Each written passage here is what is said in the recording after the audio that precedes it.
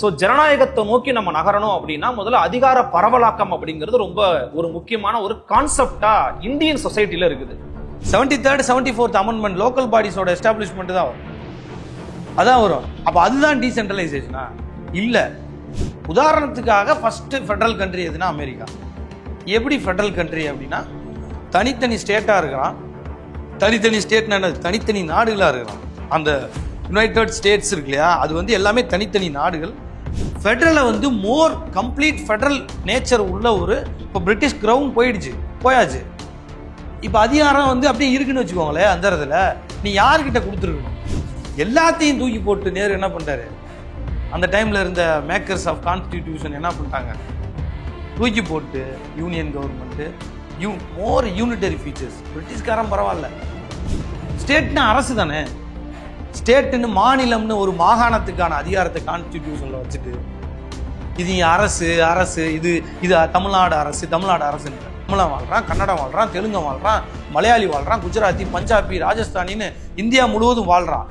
இவனுடைய அதிகாரம் யார்கிட்ட இருக்கணும்? அந்த மக்கள் கூட்டத்திட்ட தான் அந்த அதிகாரம் இருக்கணும். இந்தியாவில் சாவனிட்டினா வந்து இந்திய அரசாங்கத்துக்கு தான் இருக்கு, இந்தியாவுக்கு தான் இருக்கு. நீ என்ன தமிழ்நாடு ஒரு மாநில அரசாங்கத்துக்கு சாவனிட்டி கேட்கிறாரு? சாவனிட்டி நான் மாநில அரசாங்கத்துக்கு கேட்கல, தமிழர்களுக்கு கேட்கிறேன். இன்னைக்கு எலெக்ஷன் நடக்குதுங்க. எலெக்ஷன் கமிஷனோட வெப்சைட் ஹிந்திலையும் இங்கிலீஷ்லயும் வச்சிருக்காங்க. ஏன் வச்சிருக்க அப்படி? அப்ப என்ன அர்த்தம்? இப்ப சொல்லுங்க, இறையாண்மை, என்னோட இறையாண்மை கேள்விக்குள்ளாதுல. We the people of India என்னங்க? நாங்க கேட்கறது வி த பீப்புள்ஸ் ஆஃப் இந்தியான்னு கேட்குறோம். எல்லா பேரும் சொல்லுவான் பீப்புள்ஸ் வேற, பீப்புள்னாலே ப்ளூரல்னு சொல்லுவான். பீப்புள்ஸ் வேர்டு இல்லையுமா? பீப்புள்ஸ் வேர்டு இருக்கு. தமிழ்நாட்டை உடைச்சு ரெண்டா இது ஒரு ஸ்டேட் இது ஒரு ஸ்டேட்னு சொல்லி தமிழ்நாட்டினுடைய கன்சர்ன் இல்லாம மாத்தலாம். பொலிட்டிக்கல் கிளைம் என்ன? இது வரைக்கும் ஒரு பொலிட்டிக்கல் எவால்விங் ப்ராசஸ் என்ன? ராஜமன்னார் கமிட்டியோட ரெக்கமெண்டேஷன்ஸை இந்த 40-50 வருஷமா எங்க கட்சி இவ்வளோ முன்னெடுத்துட்டு போயிருக்கு. சீமான் அண்ணன் ஒருத்தர் மட்டும்தான் இந்தியாவிலேயே கலெக்டிவ் சாவர்னிட்டின்னு ஒன்று பேசிக்கிட்டே இருக்காரு. அதிகாரம் என்ன அப்படின்றத புரிதலே இல்லாம சீமான் அவர்கள் பல்வேறு திட்டங்களை பல்வேறு விஷயங்களை பேசிடுறாரு. நெய்தல் படைன்னு சொல்றாரு. ஸோ இப்படியான விஷயங்கள் நிறைய விமர்சனத்துக்குள்ளாது இல்லையா? ஸோ இந்த அதிகார புரிதலோடு தான் நாம் தமிழர் கட்சி களம் காணுதா அப்படின்ற சீமான் அண்ணன் சொல்றாரு, எனக்கு நீ வரி கொடுக்கலனா நான் உனக்கு தரமாட்டேனா போடா அப்படின்றாரு. கலோக்கியலா சொல்றாரு. சீஃப் மினிஸ்டர் வந்து ஒரு மேடையில் எனக்கு ஒரு நிமிடம் போதாது, என்னது எனக்கு ஒரு நிமிடம் ஆகாது, நான் வரி கொடுக்க மாட்டேன் என்று அப்படின்னு ஸ்டாலின் பேசினாரா இல்லையா? அடுத்து கொடி ஏத்தின உரிமையை கொண்டு வந்தீங்க. என்ன கொடி ஏத்துனீங்க? இதுல என்னையா பெருமை உங்களுக்கு? தேசிய கொடி ஏத்துற உரிமையை தானே வாங்கிருக்கீங்க. தமிழ்நாட்டு கொடிவா நீங்க வாங்கினீங்க?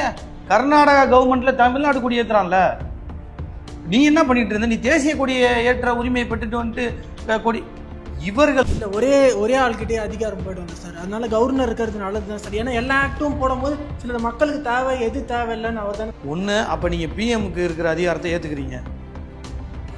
பிஎம்க்கு கண்காணிக்க ஆள் இல்லைல்ல. இது ஒரு லாங் டேர்ம் ப்ராசஸாக இருக்குது. கொஞ்சம் கொஞ்சமாக நீங்கள் உங்களை திருத்தி வர்றதுக்குள்ளே 3000 ஆயிரும். ஸோ அதுக்காண்டி இப்போ சடனாக நீங்கள் என்ன பிளான் செய்வீங்க? 2 அரங்க திமுக சட்டம் போட்ட திமுக அதை நிறைவேற்றல. சீமான் அண்ணன் போய் ஒரே கூட்டம் தான், நீ போறியா இல்லை நான் போடுவேன்னாரு. நடந்துருச்சுல. இதுதான் வெற்றி. இத்தனை பேர் பட்டதாரி, இத்தனை பேர் பெண்கள். அவர் ஓப்பன் பிரஸ் மீட்ல எடப்பாடி நான் 17 பெண்களுக்கு வாய்ப்பு கொடுத்துருக்கேன், இளம் வேட்பாளர்களுக்கு வாய்ப்பு கொடுத்துருக்கேன். ஒரு டிராவல் தான். இப்போ இங்கே வந்திருக்கு, நீங்கள் இங்கே இருக்கிற எல்லா பேரும் ஐஏஎஸ் ஆயிடுவீங்களா? ஆயிரும். சரி, ஓகே, ஆயிடுங்க. சந்தோஷம், எனக்கும் நம்பிக்கை. உங்களை விடுங்க. அண்ணா நகரில் இத்தனை பேர் படிக்கிறான்ல, உங்க இன்ஸ்டியூட்னு சொல்ல மாட்டீங்க. அண்ணா நகரில் பல இன்ஸ்டியூட் இருக்குல்ல, படிக்கிற எல்லா பேரும் ஐஏஎஸ் ஆயிடுவானா? நீங்களும் வேட்பாளர் ஜெயிப்பாங்கன்னு நினைச்சுதான் நீ பாட்டுறீங்க.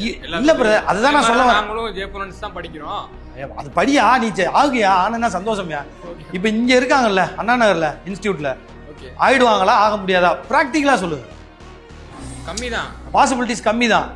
அந்த ஒருத்தன் ஆகல, மீதி எல்லா பேரும் ஆயிட்டீங்க. அத்தனை ஐஏஎஸ் ஆஃபீஸர் போட்டாங்க கவர்மெண்ட், ஆயிட்டீங்க. ஒருத்தன் ஆகலையில அவனோட லைஃப் வேஸ்டா? அந்த ஒரு 7 இயர்ஸ் ப்ரிப்பரேஷன் இருக்குல்ல, அது வேஸ்டா? வேஸ்ட் இல்லையா? வேஸ்ட் கிடையாது. அப்புறம் அதே தான் வெற்றின்றது. தோல்வி எலெக்ஷன்ல ஜெயிச்சாதான் வெற்றி கிடையாது. எங்களோட அந்த டிராவல் இருக்குல்ல, இதுதான் எங்களோட வெற்றி. உண்மையான தமிழ் தாய் வாழ்த்த தமிழ்நாடு எப்ப பாடும்? இப்பதான் சீமான் கூட்டத்தில் பார்த்துட்டு தான் தமிழ்நாடே பாடணும். கை தட்டுங்கப்பா. சீமான் அண்ணன் கூட்டத்துல தமிழ்நாடே பாடணும், ஸ்கூல்ல காலேஜ்ல எல்லா இடத்துலயுமே அந்த அந்த பாட்டு பாடணும். அது எப்ப நடக்கும்? எல்லாரும் ஓட் பண்ணுங்க, அண்ணன் முதல்வர் ஆனா அடுத்த நாள் அண்ணன் பதவி